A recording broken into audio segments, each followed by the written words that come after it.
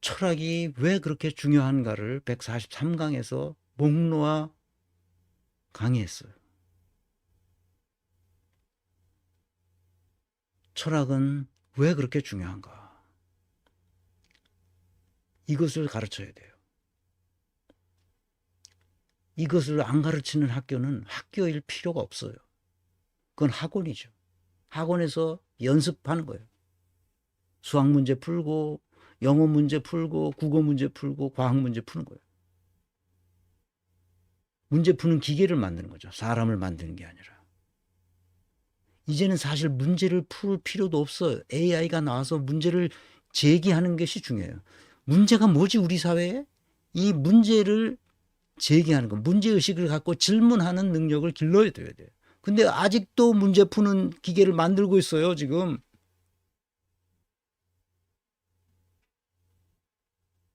이해하셨죠? 내가 오죽 답답하면 성취해증 모형을 썼겠어요.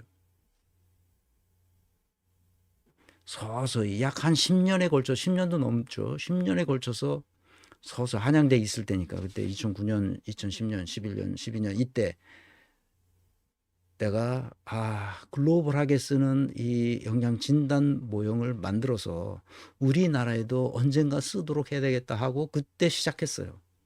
그때 워크숍도 하고 그때 기업에 있는 그 이 인사 책임자들을 불러다가 워크숍을 몇 번 했어요. 보통 하면 3박 4일씩 워크숍을 했으니까요. 기초 워크숍이죠. 이렇게 해야 된다. 이렇게 해야 된다. 그걸 한 이유는 그때 다 한 사람당 200만 원씩 받고 했지만 근데 뭐 개인이 내는 게 아니라 회사가 내니까 내가 컨설팅 했던 회사에 연락을 해서 내가 이런 걸 하니까 보내라. 그래서 거기서 보내서 그 이제 코스 그 워크숍 코스를 만들어 가지고 훈련을 시켜서 보내곤 했어요. 그거는 사실은 내가 돈이 필요해서라기보다는 그 이걸 한국화하려고 이 모델을 한국화하기 위해서 그렇게 했습니다. 했더니 어떤 것은 어떻게 해야 되겠다는 감이 생긴 거죠. 그래서 몇 번 하고 나니까 이제 그 아까 보여드렸던 이게 이 책받침 이게 사실은 굉장히 중요해요. 이게 엑기스예요. 이 영양 사전을 만들기 위해서 그렇게 준비했던 겁니다. 영양 사전을 그냥 설명한 건데 한국인 사례는 내기가 굉장히 어려웠기 때문에 한국인을 직접 거명할 수는 없어서 다 그 외국인들 그 자서전이나 평전이나 그 이 전기 이런 것들을 인용해서 그 예를 들어서 설명했고요. 한국인은 나오지 않습니다. 지금은 이제 우리가 살아가는 현실에서 보는 한국인들을 제가 사례로 계속 예를 들어 드리는 것은 바로 이것 때문입니다. 그래서 2021년에 이 책이 완성됐는데 오늘 이제 어젠가 그제 출판사에서 11쇄의 인쇄에 들어갔다고 연락을 받았습니다. 꼭 보시기 바랍니다. 이게 뭘 의미하는지 이해하셔야 됩니다. 그래야 사람 보는 눈이 생기기 때문에 그래요. 그래서 컨설턴트가 아니더라도 한 인간으로서 다른 사람을 볼 때 어떤 사람인지 볼 수 있도록 해야 됩니다. 우리의 권력의 길에 들어선 사람들일수록 이 흐바리 같은 놈들이 많아요. 그냥 돈, 명예, 권력만 추구하는 놈들이 워낙 많기 때문에 우리나라가 이 꼴이 되는 거예요. 사람이 뭔지도 모르고 그냥 뭐 문재인 치켜 올리고 문재인 조국 이러고 있어요 이게 나라가.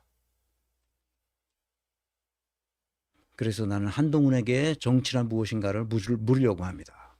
한동훈이 드러낸 검사식 사고 한 게 이거는 이중근 뭐 이 칼럼니스트라고 그러는데 경향신문에서 오래 있었던 분이 모양입니다. 뉴스버스에 나왔는데 이거 한번 들어가 뉴스버스의 칼럼을 한번 보시면 한동훈이 얼마나 웃기는 사람인지를 잘 표현하고 있습니다. 말도 안 되게 법률가인데 법률 자체를 이해를 못했어. 한동훈은 자기가 법률가라는 거 아니야? 와, 법률 자체를 이해를 못해. 한동훈은 정치가 무엇인지 전혀 모르고 있죠. 그래서 나는 정치가 무엇이어야 하는가, 정치의 존재 목적에 대해서 여러분에게 설명합니다. 국민의 뜻에 따르는 것이다. 국민의 뜻에 따르는 거라는 겁니다. 국민의 뜻에 따르는 것이 뭐냐? 아직도 이해를 못하고 있는 사람이 있어요. 이 국민의 뜻에 따르는 것이 뭐라는 거예요. 투표하는 것은 국민의 뜻에 따르는 한 수단일 뿐이에요. 근데 여론조사하면 그렇게 나오잖아요. 그냥 그게 국민의 뜻인 거예요. 여론조사가 한 개만 하면 왜곡이 있을 수 있으니까 여러 개의 여론조사가 나오잖아요. 갤럽서부터 뭐 여러 개 나오지 않습니까? 그 누구야, 김어준이 하는 여론조사 꽃까지 다양한 여론조사가 나오는데 비슷하게 가지 않습니까? 조금씩 차이가 있을 뿐이지. 그 국민의 뜻에 따른다는 게 뭐냐? 국민이 원하는 것을 해주는 거예요. 그것은 여론조사에 나와. 그런데 내가 우원식 사태라고 얘기하니까 사람들이 막 뭐 난리 법석을 떨어. 우원식이 훌륭한 사람이다 뭐 어떻게. 아니 난 훌륭하지 않다고 말한 적이 없어. 국민의 뜻에 따르는 거는 국민의 여론조사를 해봤더니 어떻게 됐다는 거야. 전혀 다른 사람을 요구하고 있는 거야 국민이. 그런데 추미애보다는 그 우원식이 낫다는 둥 뭐 그런 얘기를 자꾸 해. 그러니까 말 귀를 못 알아듣는 거야. 내가 한 말을. 국민의 뜻에 따르는 것이 정치라는 거야. 국민의 뜻이 잘못됐을 수도 있어. 그래도 국민의 뜻에 따르는 거야. 그게 정치. 국민의 뜻을 왜곡하지 않으면 돼. 그런데 국민의 뜻을 왜곡한 사람이 우원식이거든. 그래서 내가 우원식을 꾸짖는 거야. 그따위로 하면 안 된다. 그리고 국회의장 이제 취임했어? 잘하고 있잖아. 그러니까 네가 틀렸다. 최동석이 틀렸다.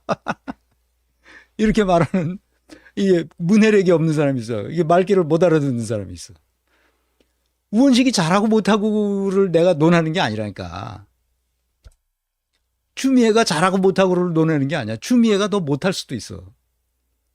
근데 국민의 뜻에 따르는 거라니까. 이 말을 아직도 못 알아듣는 사람을 위해서 내가 한 예를 들어 줄게요. 우원식은 그렇게 국민의 뜻을 배반하고 자기가 쏙싹 해가지고 자기 그 친문 세력들 586 세력들을 모아가지고 투를 모아서 투표를 했더니 자기가 이겼어. 그러니까 자기가 승리했다. 이렇게 생각하는 것은 국민의 뜻을 배신한 행위라는 거야.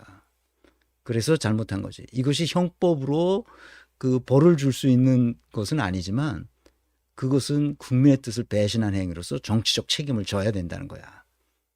그런데 자기가 국회의장이 돼서 일을 잘했어.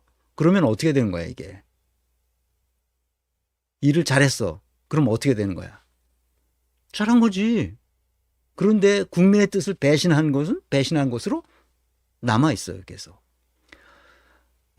어떤 아이가 방에서 자고 있는데 그게 연탄가스가 들어와서 그 아이가 죽을 수도 있어.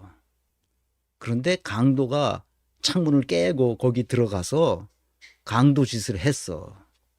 그런데 그 깨진 유리창 때문에 그 아이가 연탄 중독된 사고가 방지돼서 그 아이가 살았어. 어떻게 된 거야 이게? 그 강도짓, 그 창문을 깨고 들어간 강도짓은 still 그 아이를 살렸다 하더라도, 그 사건으로 살렸다 하더라도 그 강도짓은 범죄 행위로 남아있는 거예요. 그 결과가 좋았다 하더라도. 이게 비유가 되는지 모르겠는데 국민의 뜻을 왜곡한 이 사람은 그 왜곡한 정치적 죄가가 우원식에게 붙어 있는 거예요. 그걸 우원식이 알아. 그러니까 더욱 잘하려고 지금 아주 애를 쓰고 있는 거지. 그 보기가 좋잖아. 자기가 깨달은 거지 이제. 내가 이게 큰 잘못을 저질렀구나. 깨달았는지 안 깨달았는지 모르지만 이해했어요 이제? 범죄 행위를 저지르고 자기가 이제 깨닫고 범죄 행위가 없는 것처럼 갖다 씌워 놓으면 그 범죄 행위가 옛날로 돌아가면 범죄 행위가 없어지는 게 아니라 그 범죄 행위는 그대로 남는다는 거야. 정상은 참작되지. 아이고, 이렇게까지 얘기해도 못 알아들으면 어쩔 수 없는 거고. 내 강의를 들을 이 능력이 안 되는 사람이에요. 국민에 따르는 거예요. 그래서 내가 이 조국 얘기를 계속하는 거예요. 조국이 나오기 전에 그 정치를 당을 만들어서 어떻게 하는 거는 안 됐다 하고 조국이 지지율이 점점 3명, 4명 당선되는 것까지는 내가 용납할 수 있는데 12명까지 막 15명 이렇게 되는다는 여론조사가 나오고 그럴 때 내가 모든 채널을 통해서 조국을 깠어요. 왜? 국민들에게 정신 차리라고. 조국은 인물이 안 된다고 내가 계속 얘기했다고. 앞으로 두고 보라고.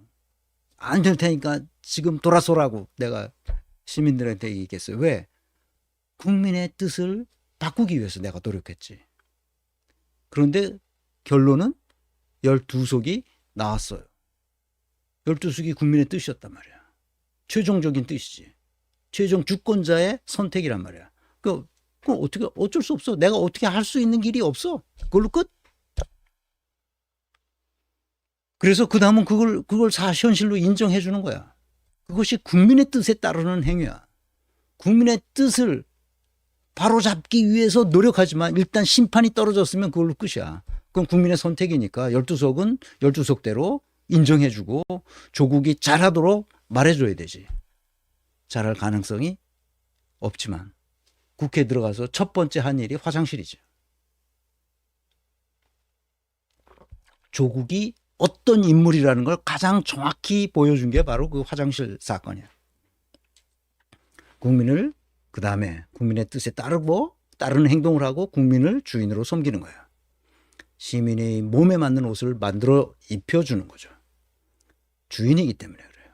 그래서 국정 운영의 시스템과 구조를 인간의 존엄성에 부합하도록 만들어주는 겁니다. 그래서 내가 다시 한번 얘기하자면 정치란 인간의 존엄성을 존중하고 보호하기 위해서 환경 조건을 정비하는 거예요. 구조와 시스템을 만들어서 국가의 주인이 누구냐는 것을 명확히 해줘야 된다. 특히 사법민주화, 이번에 문제가 되잖아요.